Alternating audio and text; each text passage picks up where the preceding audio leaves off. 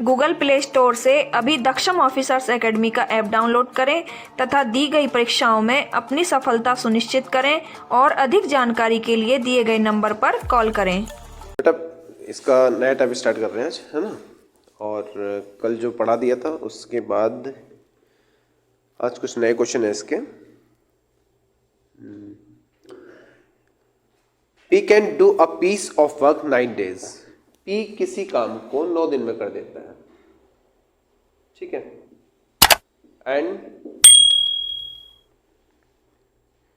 And Q in 18 days। Q कितने दिन में कर देता है वैसे? 18 days, ठीक है। दोनों का एलसीएम कितना आएगा? 18 आएगा, ठीक है। इससे डिवाइड किया, ये टोटल वर्क आ गया, ठीक है। डिवाइड किया तो 2 हो गया, इससे डिवाइड किया तो कितना गया? 1 हो गया, ठीक है। ये पर डे वर्क आ गया इनका। अब आगे बोला इसमें दे बीइंग टुगेदर, ठीक है, एक साथ करते हैं। But P goes away 3 days before the work, ठीक है। 3 दिन पहले वो स्टार्टिंग में साथ में काम करा उन्होंने, साथ में काम करने पर एक दिन में 3 यूनिट का वर्क को कर पा रहे थे, ठीक है। उन्होंने मिलकर के 3 दिन तक काम किया। कितने दिन तक? 3 दिन तक काम किया। और आफ्टर 3 days जो पी है, पी ने काम को क्या कर दिया? छोड़ दिया, काम से चला गया, ठीक है। अब काम छोड़ के चला गया तो एक दिन में कितना है? जो उनका पर डे जो वर्क है, 1 day का जो वर्क हो जाएगा वो कितना? 3 यूनिट्स का है। एक दिन में कितना करते हैं? 3 यूनिट का करते हैं। उन्होंने मिल करके 3 दिन तक काम किया। 3 days का कितना? 3 × 3 3 3 9 यूनिट्स का उन्होंने कंप्लीट कर लिया, ठीक है। पी ने काम छोड़ दिया, पी ने काम छोड़ दिया, मतलब पी जो रिमेनिंग वर्क है, जो शेष काम है, ठीक है, जो रिमेनिंग जो वर्क हो जाएगा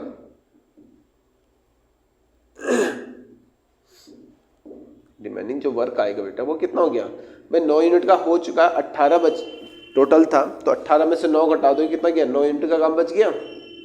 9 यूनिट्स रह जाएगा। 18 में से 9 माइनस करोगे, कितना गया? 9 रह जाएगा। अब पी ने अपनी सर्विस बंद कर दी, पी ने काम छोड़ दिया, मतलब जो 2 यूनिट का काम था वो बंद हो गया है, ठीक है। कौन रह गया? क्यू रह गया। अब क्यू को कंप्लीट करना पड़ेगा। बोले कि क्यू अब कितने दिन में करेगा? शेष काम को क्यू कितने दिन में करेगा? अब क्यू की कैपेसिटी कितना है? क्यू का जो टाइम है, क्यू की कैपेसिटी कितनी की है? क्यू की कैपेसिटी एक दिन में 1 यूनिट कर पाता है। कितने यूनिट का रह गया बेटा? 9 यूनिट का रह गया। तो 9 डिवाइडेड बाय 1 करेंगे तो कितना गया? यहाँ पे 9 हो जाएगा। तो 9 days वो लगाया देगा अपना। कितने दिन लगा देगा? 9 दिन। कौन लगाएगा? शेष काम को, जो रिमेनिंग वर्क को कंप्लीट करने में 9 days लगाएगा। लेकिन क्वेश्चन में पूछा है find the total time taken to completed the work, ठीक है। तो यहाँ पर क्या है? काम को खत्म होने पर कुल कितने दिन लगेंगे, तो टोटल टाइम निकालना है। टोटल टाइम 3 दिन ये भी किया उन्होंने, साथ में कितने दिन तक काम किया उन्होंने? 3 दिन। और बाद में जो और काम हो कितने दिन तक चला? 9 दिन तक चला। तो ठीक है, तो 3 + 9 कितना गया? यहाँ पे 12 days उस काम को कंप्लीट होने में लग जाएंगे, ठीक है। नेक्स्ट क्वेश्चन पढ़ते हैं। इसमें दे रखा है ए और बी किसी काम को 10 और 15 दिन में कर सकते हैं। ए की जो कैपेसिटी है, सॉरी, ए कितने दिन में करता है? 10 और 15, मतलब ए करता है 10 दिन में, बी करता है उसे 15 दिन में। 10 और 15 एलसीएम कितना आएगा? 15 दूनी 30, 10 से डिवाइड हो जाता है। यहाँ पे 18 9 से डिवाइड होता है, इसलिए टोटल वर्क कितना गया था? 9 आ गया था। यहाँ पे कितना हो जाएगा टोटल वर्क? 30। अब इसको डिवाइड किया, कितना गया? 3। इसको डिवाइड किया, कितना गया? 2। और वो मिल करके एक दिन में कितने यूनिट काम कर लेते हैं? 5 यूनिट का वो काम कर लेते हैं। यहाँ तक बात हो गई। दोनों एक साथ काम शुरू करते हैं और आफ्टर 2 days 2 दिन के बाद क्या होता है? ए ने काम छोड़ दिया, ठीक है। ए काम छोड़ के चला गया, ए ने अपनी सर्विस बंद कर दी, मतलब 3 यूनिट का जो काम था कितने दिन के बाद?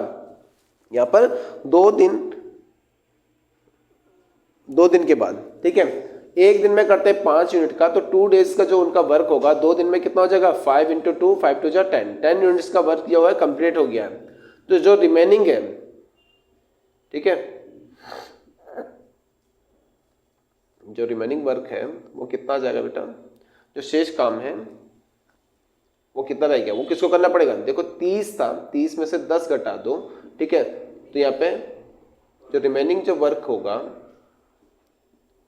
वो कितना हो जाएगा 20 यूनिट्स का। अब किसको करना पड़ेगा भाई, वो करना पड़ेगा बी को, ठीक है।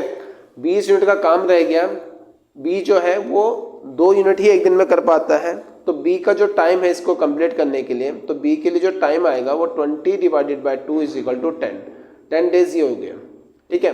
तो बताइए बी शेष काम को कितने दिन में करेगा, रिमेनिंग वर्क को कंप्लीट करने में बी को कितना टाइम लगेगा, वहाँ पे 10 यूनिट का लगेगा, 10 दिन का लगेगा। तो इसे बोला कि ज्ञात कीजिए कि शेष काम बी अकेले कितने दिन में करेगा। बी अकेले उस काम को कितने दिन में करेगा, बाकी 10 दिन में करेगा, ठीक है। अगर बोलता टोटल टाइम क्या है, तो टोटल टाइम की बात करेंगे, तो यहाँ पे टोटल टाइम पूछेगा, तो कितना गया 10 और ये कितना गया 2 12। तो टोटल टाइम अगर पूछ लिया कि टोटल वर्क कितने दिन में कंप्लीट होगा, तो जो टोटल टाइम हो गया पहले 2 दिन साथ में किया उन्होंने, और बी को कितना दिन लग गया इसमें 10 दिन और लग गया, तो कितना गया 12 दिन उनको लग जाए, 12 डेज का वर्क क्या होगा फिनिश होने में टाइम लगेगा इतना। अब यहाँ पे क्वेश्चन थर्ड लेते हैं, इसको ट्राई करो, एक और क्वेश्चन करते हैं इसी का। ABC किसी काम को 10, 15 और 20 दिन में कर सकते हैं। अब ABC की बात हो रही है, A, B और C, ठीक है, 10, 15 और 20 होगा, 20 दिन में कर सकते हैं, ठीक है। सबका एलसीएम 20 का टेबल पढ़ेंगे तो कितना क्या 20, 40 और 60, 60 15 से भी हो जाता है, किससे ज़्यादा 10 से होता है। टोटल वर्क कितना गया 60 का हो गया, करना वही है, कितना हो जाएगा 6 का, 15 से 4 बार और 20 से 3 बार, ठीक है। ये उनका पर डे वर्क है, पर डे वर्क आ गया इसमें, ठीक है। अब यहाँ क्वेश्चन बता रहा है कि तीनों एक साथ काम शुरू करते हैं, 2 दिन के बाद ए चला गया, 2 दिन के बाद ए चला गया। अब एक बात बताओ कि तीनों ने काम शुरू किया, तो पहले तीनों ने मिल करके 2 दिन तक काम किया, 2 दिन के बाद ए चला गया, इसने सर्विस बंद कर दी। अब कौन रह गया काम में, काम में रह गया बी और सी। बी और सी काम को दे रहे हम, किसको करना पड़ रहा है, ए तो आना बंद कर दिया 2 दिन के बाद, अब कौन जा रहे हैं काम पे, बी और सी गए, बी और सी, ठीक है। फिर 2 दिन के बाद ए चला जाता है, 3 दिन के बाद बी ने काम छोड़ दिया, मतलब कि बी और सी ने भी कितने दिन तक काम किया, 3 दिन तक काम किया उनके साथ में, समझ आ गया भाई। 2 दिन तक तीनों ने करा, ए चला गया, तो कौन बच गया काम पे, बी और सी। 3 दिन के बाद, इसके बाद 3 दिन के बाद किसको कौन चला जाता है, बी चला गया, 3 दिन के बाद कौन बच गया, सी। पहले इतना काम हो चुका है, तो यहाँ पे जो पहले काम हुआ उसको निकाल लो। ए करता है कितने दिन में, ए करता है 6 यूनिट का, ठीक है, 6, 4, 10, 3, 13, तो तीनों मिल करके एक दिन में कर रहे थे 13 यूनिट का, ठीक है। फिर क्या हुआ, फिर 3 दिन तक बी और सी काम पे गए, ठीक है, बी करता है 4 और सी करता है 3, तो 3 इंटू कितना गया 7। इतना काम उन्होंने कर लिया है, इतना काम उन्होंने मिलके किया है, कितना गया 13 दूनी 30 इंटू 26, ठीक है, और यहाँ पे 7 3 21, ठीक है। कितना काम हो चुका है, दोनों को प्लस कर लो, कितना गया 7, यहाँ हो गया 4, 47 यूनिट का काम हो चुका है, ठीक है। अब यहाँ पे कितना हो गया 47 का रह गया, 60 यूनिट का काम था 47 हो गया, ठीक है। वो कितने यूनिट का है 60 यूनिट्स का है, ठीक है। 47 यूनिट्स उन्होंने कंप्लीट कर ली है, तो शेष कितना है भाई, जो रिमेनिंग वर्क है वो कितना हो जाएगा 60 में से 47 माइनस कर दो, यहाँ हो गया 3, यहाँ हो गया 13 यूनिट्स का जो वर्क बच गया है, ठीक है भाई, कोई दिक्कत तो नहीं आता। अब यहाँ पर क्या करेंगे बेटा, समझ में आया। अब यहाँ पर अब बीच में कौन बच गया, सी बच गया उस काम के लिए, बोला सी बाकी काम को कितने दिन में करेगा। अब सी की बात आ गई, अब सी को जो टाइम लेना है, सी का जो टाइम होगा उसको 13 यूनिट कंप्लीट करनी है, जाएगा वो किस काम पे, तो अपनी कैपेसिटी के हिसाब से ही काम करेगा, 3 यूनिट के हिसाब से काम करेगा। 3 से डिवाइड कर लो इसे, 3 से 3 4 12, 3 चौक 12 और 1 13, तो कितना हो जाएगा 4 होल 1/3। तो जो शेष काम को सी करेगा वो 4 से ही 1/3 दिन में कर पाएगा, कोई दिक्कत तो नहीं आता। चलो इतना कॉपी करो पहले, फिर नेक्स्ट स्टेप पे आते हैं इसके।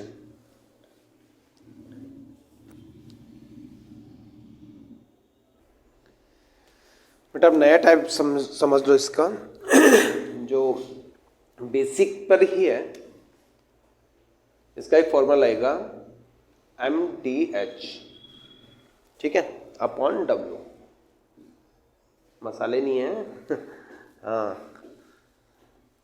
यहाँ पे समझ लो इसे। तो यहाँ पे जो फॉर्मूला बनेगा M1 D1 H1 upon W1, पहले से समझ लो। ये इक्वल आएगा M2 D2 H2 upon W2। यहाँ पे M क्या है, यहाँ पे मैन, जो भी हमने मजदूर काम पे लगाया। D से मतलब है डेज, कितने दिन तक उन्होंने काम किया है, ठीक है। H का मतलब यहाँ पे आवर्स, कितने घंटे वो एक दिन में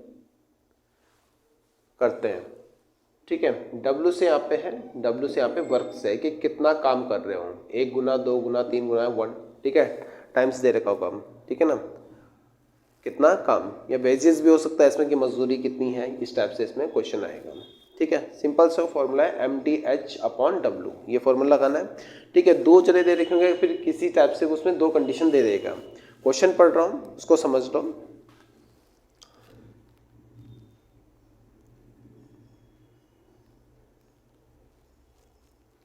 क्वेश्चन है 15 men can do a piece of work 20 days, ठीक है। M1 कितना है, M1 है 15 और D1 कितना है, D1 है 20 days, piece of work 20 days में उसमें दे रखा है।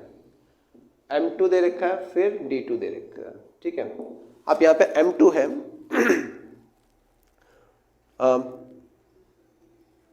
then in how many days 25 men finish the same work, ठीक है। अब ये 25 कर दिया मजदूरों की संख्या, ठीक है, तो दिन कितने लग जाएंगे, डेज पूछ लिया। बट इसमें ध्यान रखना कि जब भी इसमें H1 और W1 और H2 और W2 नहीं दे रखा है, ठीक है ना, मतलब अब मजदूर पे कोई गया तो सीधी सी बात है 8 घंटा काम करेगा, वो नहीं लिखा उसने, एक ही काम को कर रहे हैं, सेम वर्क कर रहे हैं, तो वहाँ पे क्या W भी सेम हो जाता है, उसको एक एक ले लेते हैं। तो फॉर्मूला क्या बनेगा इसके लिए, इसके वैल्यू बनेगा M1 D1 is equal to M2 D2, ठीक है। ना तो घंटे दे रखे हैं, ना क्या दे रखा है, काम दे रखा है, ठीक है। तो यहाँ पे ये कंडीशन लग जाएगी। तो M1 कितना हमारे पास, M1 हमारे पास है 15, ठीक है, और D1 कितना है 20, M2 कितना है 25 और D2 हमें निकालना है। तो D2 इज इक्वल टू हो जाएगा कितना हमारे पास 15, यहाँ पे कैंसिल कर लो पहले, यहाँ पे 15 इंटू 20 डिवाइडेड बाई 25, 5 से कर लो, 5 5 ज़ा 5 4 ज़ा और 5 3 ज़ा, तो कितना गया यहाँ पर, कितना आ जाएगा, D2 हमारे पास जो फाइंड होगा वो कितना हो जाएगा, 4 3 12, ठीक है। 12 डेज उससे लग जाएंगे, ठीक है। अब नेक्स्ट क्वेश्चन पे आते हैं। आशा नहीं, ये पुराना क्वेश्चन आ जाएगा।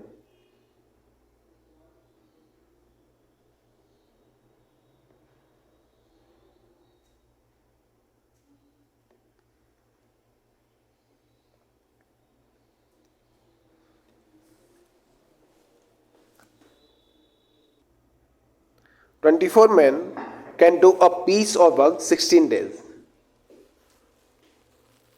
24 men। अब नेक्स्ट क्वेश्चन है, ये फर्स्ट हो गया, इसका सेकंड ले लेते हैं बेटा। M1 D1 दे रखा है, M2 D2।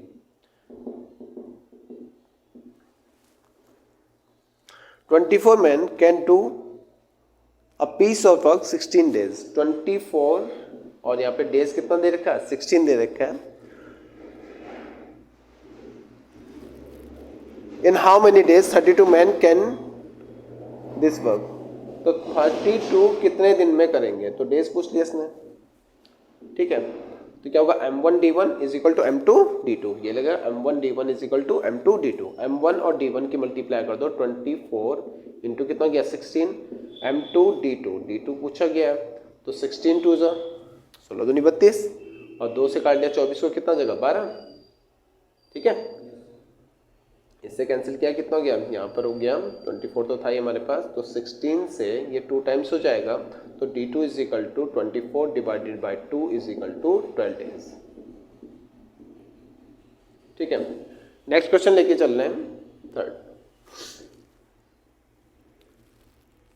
16 men can do a piece of work in 12 days. M1, D1, M2, D2।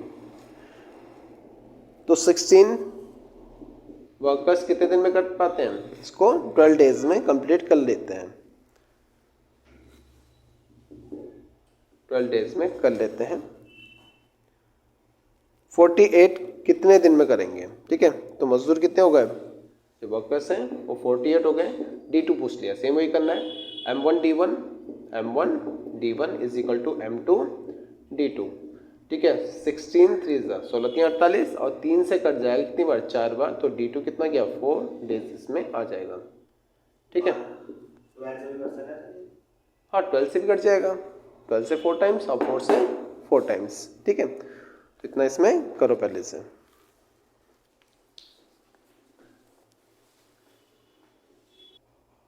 बेटा इसका नेक्स्ट क्वेश्चन है, 14 typist type 6 hour a day, take 12 days to type the type a book. ठीक है, यहाँ पर question M1 दे रखा है, D1 दे रखा है और H1 दे रखा है। ठीक है, H का मतलब क्या था? आर घंटे, कितने घंटे का काम करेंगे, है ना। 14 टाइपिस्ट हैं, वो 6 घंटे लेते थे। ठीक है, और एक बुक को टाइप करने में उन्होंने 12 दिन लगा दिए। ठीक है, बोला से कितने दिन में 4 टाइपिस्ट, ठीक है ना, ये 4 हो गए, 7 घंटे पर डे काम करेंगे तो कितने आदमी या कितने टाइपिस्ट कितने दिन में उसको कर पाएंगे? डेज इसमें पूछ लिया तो ये क्वेश्चन मार्क है। बताया था M1 D1 H1 is equal to M2 D2 H2। Same book को टाइप करना है, एक ही बुक है, तो W1 किसके इक्वल है? W2 के, इसको 1 1 रखना है, इसको लिखना ही नहीं है। तो यहाँ पर फॉर्मूला बनेगा M1 D1 H1 is equal to M2 D2 और H2। यहाँ पे अगर बोलते कि एक बुक को टाइप करने में ये लगता है, बताइए 5 बुक को कितने करने में, तब W1 कितना होता है? W1 1 हो जाता है और W2 कितना होता है? 5 हो जाता है। ठीक है, तो इस टाइप से इसमें देखो M1 कितना है? 14 into 12 into 6 is equal to 4 into D2 find करना है और H हमारे पास कितना? 7 है। 7 से 14 कितने टाइम्स हो जाएगा? 2 टाइम्स। 4 से 3 दूनी 6, 6 6 36, 6 6 36 डेज उनको लग जाएंगे। तो बिल्कुल सिंपल क्वेश्चन है। तो ये टॉपिक आपका कंप्लीट हो गया है, इसे कॉपी कर लो।